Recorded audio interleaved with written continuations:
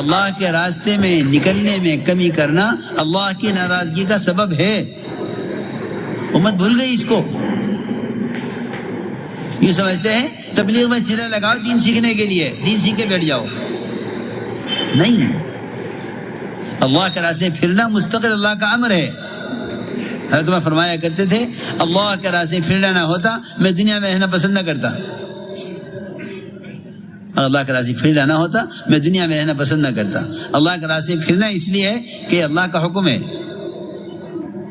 تین باتیں فرماتے تھے، اللہ کے راستے پھرنا نہ ہوتا، اللہ کی زمین پر لمبے لمبے سجدے کرنا نہ ہوتا عبادت، اور علماء حق کے مجالس سے علمی استفادہ نہ ہوتا تو میں دنیا میں رہنا پسند نہ کرتا۔ دعوت، عبادت، تعلیم، ان تین بنیادوں پر امت کو جمع کیا گیا تھا۔ ان تین بنیادوں پر امت کو ایسا جمع کیا گیا تھا کہ جب بھی اس میں کمی آئی ناراضگی ہوئی۔ کعب بن مالک رضی اللہ تعالی عنہ تبوک میں جانے سے رہ گئے، آج جاؤں گا کل جاؤں گا، آج جاؤں گا کل جاؤں گا، وقت گزر گیا۔ اتنی سخت ناراضگی، پورے مدینے میں کوئی سلام کا جواب دینے والا نہیں، لیکن محمد صلی اللہ علیہ وسلم سے ایک عام آدمی بھی ان کے سلام کا جواب دینے والا نہیں تھا۔ سگے چچا کے لڑکے کے پاس گئے، دوست تھا، جگری دوست، فرماتے احب الناس الیہ، سب سے مجھے محبوب، اس سے جا کر بات کی، اس سے پوچھا اچھا اتنا تو بتا دو مجھے اللہ کے رسول سے محبت ہے یا نہیں؟ اس نے کہا کہ اللہ جانے اللہ کے رسول جانے۔ اس کا جواب یہ، اس کا مطلب یہ ہے محبت ہوتی ان سے تو تم ان کے کام سے پیچھے نہ رہتے۔ سیدھی سیدھی بات ہے۔ ان کے اس کے اس جواب کا مطلب ہی یہی ہے، اللہ جانے اللہ کے رسول جانے، میں تو نہیں جانتا۔ اگر تم اس کام میں پیچھے نہ رہتے تو میں بھی کہتا کہ ہاں تمہیں اللہ کے رسول سے محبت ہے۔ اس نے کوئی جواب نہیں دیا۔ 50 راتیں گزری، اس حالت پر زمین تنگ ہو گئی اپنی وسعت کے باوجود، اپنی ذات سے وحشت ہونے لگی، پر یقین ہو گیا اللہ کے سوا کوئی پناہ کی جگہ نہیں ہے۔ اللہ کی شان، ایک موقع پر نہیں نکلے، اس ناراضگی سے امت کو بتانا تھا قیامت تک کے لیے کہ اللہ کے راستے کی نقل و حرکت میں کمی کرنا اللہ کی ناراضگی کا سبب ہے۔ امت کو اس کا سبق سکھلانا تھا، یہ نہیں کہ کوئی قصہ تھا وقتی گزر گیا۔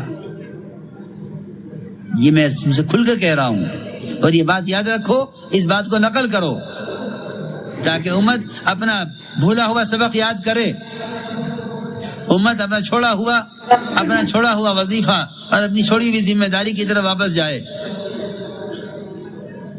اس زمانے میں مسلمان چوری کرنے، جھوٹ بولنے، غیبت کرنے، زنا کرنے، شراب پینے گناہ سمجھتا ہے، اس نقل و حرکت کے چھوڑنے کو گناہ نہیں سمجھتا، حالانکہ یہ سب سے بڑا گناہ ہے اس کا چھوڑنا، کیونکہ اس کے چھوڑنے کی وجہ سے یہ سارا باطل وجود میں آ رہا ہے، یہ سارے گناہ اس لیے ہو رہے ہیں۔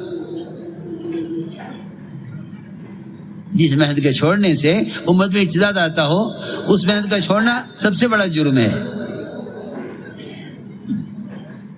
اس ناراضگی پر ایک امتحان بھی تھا کہ ہم دیکھتے ہیں کہ اگر ہم اس سے ناراض ہو جاتے ہیں تو یہ کیا کرتے ہیں؟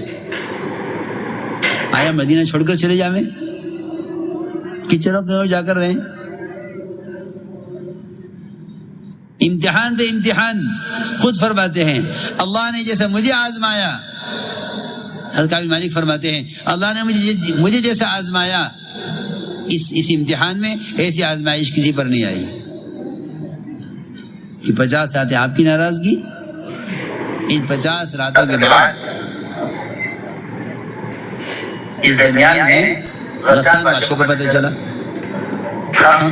یہ بات ہے کہ جب کوئی کام سے بیٹھے گا، کوئی کام سے پیچھے رہ جائے گا تو کام سے غیر متعلق لوگ کہیں گے ہمارے پاس آ جاؤ، ہم تمہیں عزت دیں گے، ہم تمہیں مال دیں گے، ہم تمہیں عہدہ بھی دیں گے، ہم تمہیں ٹھکانہ بھی دیں گے، ہمارے پاس آ جاؤ۔ اللہ اکبر۔ اللہ تعالیٰ جن حالات میں تھے وہ تو تھے ہی۔ بادشاہ نے ریشم کے کپڑے میں خط لکھ کر لپیٹ کر بھیجا، ریشم کے کپڑے میں خط آیا، کھول کے دیکھا غسان بادشاہ، جہاں مکمدینے میں کوئی فقیر سلام کرنے کو تیار نہیں، پوچھنے کو تیار نہیں، وہاں بادشاہ نے بلایا ہے۔ بڑی عزت کا موقع تھا، بڑی مدد نظر آئی تھی، لیکن وہ صحابہ تھے، ان میں استخلاص کی صفت تھی کہ یہ نہیں ہو سکتا کہ اپنے اگر ناراض ہو جائیں تو ہم غیروں کی طرف چلے جائیں، یہ نہیں ہو سکتا، یہ نہیں ہو سکتا۔ غسان بادشاہ کے خط کو تنور میں جلایا، غسان بادشاہ کے خط کو تنور میں جلایا، جلا کے کہا کہ یہ نہیں ہو سکتا، ہم اپنوں کو منائیں گے، ان کی ناراضگی کی وجہ سے انہیں چھوڑ کر تمہارے پاس کبھی نہیں آ سکتے۔ یہ تھا استخلاص، اسے کہتے ہیں استخلاص۔ کام کرو کام کے ہو کر، کام کرو کام کے ہو کر۔ یہ ابتلا تھی کہ دیکھیں آیا کام پر جمتے ہیں یا چھوڑ کر چلے جاتے ہیں۔ اس میں بھی کعب بن مالک رضی اللہ تعالیٰ نے اتنا سچا کام کر کے دکھلایا، غسان بادشاہ کے خط کو جلا کر ہمیشہ کے لیے مایوس کر دیا کہ آئندہ ہمت نہ کرے دعوت دینے کی اپنی طرف۔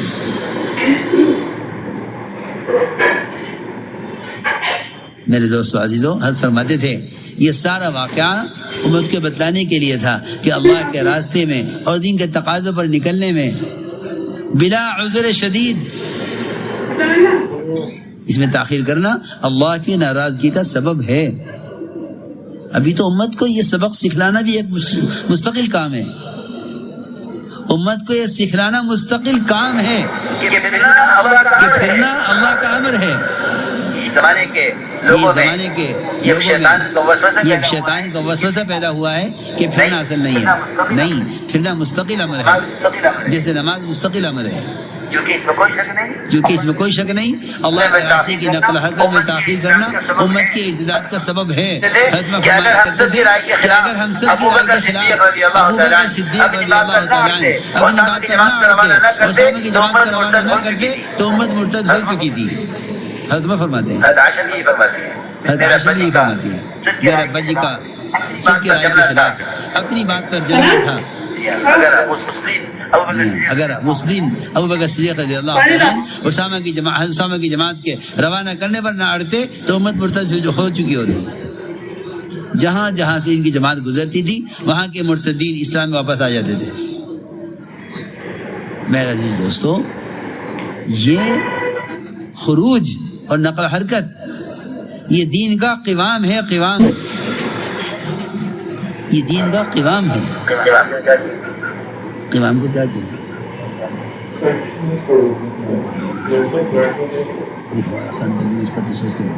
سارے دین کا مدار ہی اسی پر ہے، سارے دین کا مدار ہی اسی پر ہے،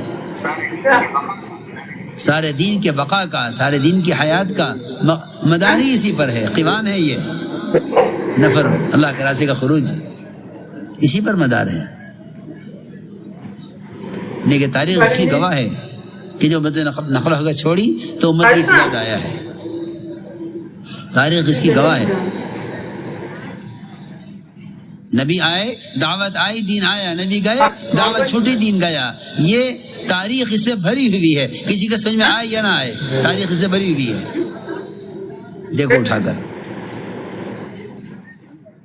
اس لیے مسئلہ اپنی ذات کا نہیں ہے، صرف ساری امت کو جہنم سے بچانا اور ساری انسانیت کی ہدایت پر لانا اس امت کی ذمہ داری ہے۔ اس لیے ان تبلیغی اجتماعات کا مقصد یہ نہیں ہے کہ بڑا مجمع جمع ہو جاوے اور وہ کھا کر پی کے بات سن کر چلا جاوے، یہ ہرگز مقصد نہیں ہے۔ ہمارا اس آسمان تلے جمع ہونا اور دعوت کی نسبت پر چل کر آنا یہ صرف بات سننے کے لیے نہیں بلکہ عالم بھر میں بکھرنے کے لیے ہے، عالم بھر میں بکھرنے کے لیے ہے۔ ہم جمع ہوئے بکھرنے کے لیے۔ مولانا صاحب فرماتے تھے جس بیان سے جماعت 100% مجمع اللہ کے راستے میں نہ نکل جاوے وہ ہمارا موضوع نہیں ہے، ہمارا موضوع ہی نہیں ہے، ہمارا موضوع تو خروج ہے، ہمارا موضوع خروج ہے، نفر ہمارا موضوع ہے، نفر ہمارا موضوع ہے، اور یہ دعوت کا خلاصہ ہے۔ میں تو قسم کھا کر کہہ سکتا ہوں کہ دعوت کا کوئی تصور نہیں نقل حرکت کے بغیر، دعوت کا کوئی تصور ہی نہیں ہے نقل حرکت کے بغیر۔ وہ دعوت ہی نہیں جس میں خروج نہ ہو، وہ دعوت ہی کیا۔ کہ مدینہ منورہ میں بیٹھ کر دعوت دیتے رہتے، صحابہ نہ نکلتے، اسلام مدینے سے تجاوز نہ کرتا۔ اسلام پھیلا ہی اس پر ہے، علم پھیلا ہی اس پر ہے کہ مدینے کو چھوڑ کر صحابہ نکلے ہیں۔ اس لیے میرے دوستو عزیزوں پورا مجمع اس کا عزم کر لے، جتنے بیٹھے ہوئے ہیں، جتنے بات سن رہے ہیں، پنڈال کے اندر ہیں یا باہر ہیں، جن کو میری آواز جاری وہ یہ طے کر لیں کہ اس پورے مجمع میں جو 3 مرتبہ 4 ماہ لگا چکے ہیں وہ تو 5 ماہ کے لیے باہر کے ملکوں کے لیے کھلے خرچ کے لیے اس کے ساتھ تیار رہے ہو جانے ہیں، کھلے خرچ کے ساتھ۔ ایک بات، وہ مجمع جس کے بھی 4 ماہ نہیں لگے یا 4 ماہ لگے ہیں 1 بار یا 2 بار، اس مجمع کو چاہیے کہ نقد 4 ماہ کے لیے تیار ہو جائے۔ جو مجمع صرف اسلامی شرکت کے ارادے سے آیا ہے وہ اس بات کا عزم کرے کہ انشاءاللہ ہم اسی اجتماع سے نقد یہیں سے اللہ کے راستے میں نکلنے کے لیے تیار ہیں۔ ہمارا جمع ہونا دعوت کی نسبت تک بکھرنے کے لیے ہے، ہمارا جمع ہونا واپس جانے کے لیے نہیں ہے، جمع ہونے کے لیے نہیں ہے، جمع ہونا دعوت کی نسبت تک بکھرنے کے لیے ہے۔